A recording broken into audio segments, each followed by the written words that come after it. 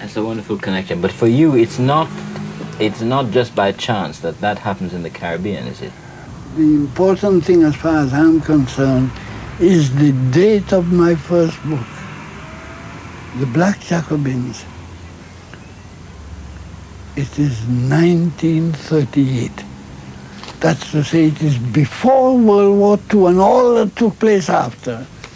It, somehow or other, I believe, well, I don't want to go into this, but I believe it is the fact that I'm from the Caribbean. Why do you attribute it to that, though? No, 1938 is a very important year in the Caribbean, after all. Yes, it's coming to consciousness of the Caribbean labor movement. But I don't want to go into that because it will lead me too far.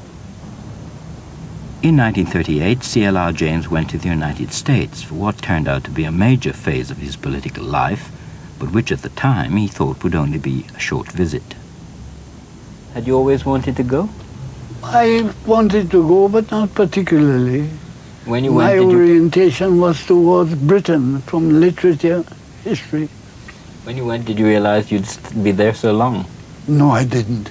I went intending to come back, but I stayed and I decided, well, it would be good to stay a little longer, and I asked one or two people, particularly Freddie Forrest, Raya Dunayevskaya, and she persisted in telling me, don't go back, stay. She felt that I was introducing something that the movement needed. And this is the period when you met Trotsky in... No, in 38 I met Trotsky. Yes. And I was a member of the Trotskyist movement with many doubts, political doubts. One has them everywhere. All my ideas today are not definitive, but I met him in this, about March 38. And I had just spent a few days in Mexico talking to him, and then something happened.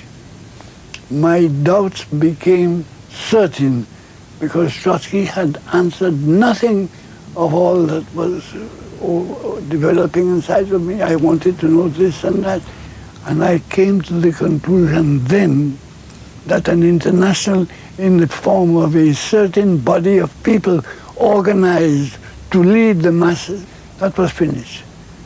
We had arrived at a stage where there was no need to any leading organized body. I'll come to that in a minute, but I want to know what your impression of Trotsky was, nevertheless, in spite of the differences. That's a question always asked me, and it's a question that I cannot answer. What is the impression have I got of Trotsky? Was he a tall man or short man? Well, no, I mean, were you impressed by him? I was impressed by him. And as a matter of fact, I couldn't be impressed by him because I had read it all before. So there it was in person what I already had in mind. People ask me that question, particularly Americans. They are very much impressed with the personality, but I was impressed with one thing. He moved about in languages with a facility that me, Anglo-Saxon mentality, found very strange. He would speak as he spoke in English and had prepared because of me. But frequently, he couldn't find an English word, he would use a French word. But in between, German, Russian, whatever, that dazzled me. But what he said did not impress me particularly because I knew it all before. I had read his writings. I was educated not on Marx, but on the Trotsky's writings. I went to Marx and Lenin afterwards. James's mature political position, which has influenced countless black generations since then, was crystallized in the course of his final break with Trotskyism. He now began to develop, write, and speak about this position under the pseudonym J.R. Johnson. James returned to the roots of Marxism, developing his own view of Lenin's contribution, which led him to emphasize the self-activity of the working class and the autonomy of the black struggle, as opposed to the often held view of the party as the vanguard and centralizing force of the revolution. The common view here would be to associate Lenin's name and Leninism with a very strong position on democratic centralism. That is the common view. But that is not my reading of Lenin. Lenin was driven to that because the social democracy had broken entirely with what he had expected of it. It's very important to know that Lenin did not expect the social democratic betrayal in 1914. Then he became more concerned than ever with the independent party. You can misread his early writings where he said it merely in passing. But it is the betrayal in 1914, which he didn't expect at all, that startled him. And he began to say, they are one party, we have to form another one. Now that is important to remember, because the emphasis on the party was the direct product of the betrayal in 1914. And his writings before and afterwards, the last writings in 1923, show that he still had in his mind a democratic revolutionary movement. James has always written on a wide variety of subjects, historical and cultural. Always in his writing, he is connecting important historical moments with great literary and artistic figures like Shakespeare and Michelangelo, Picasso and Herman Melville.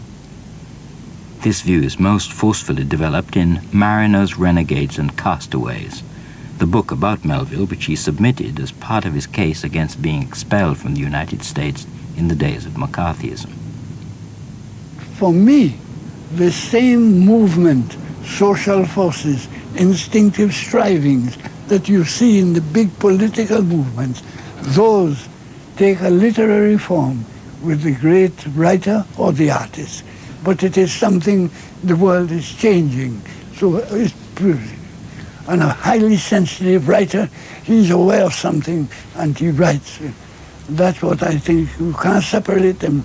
But what was it about Melville that attracted you? No, that is very difficult to say. That is a man whom I still believe, apart from Shakespeare, handles the English language with a vividness and yet an instinct for the fundamentals that I see in nobody else.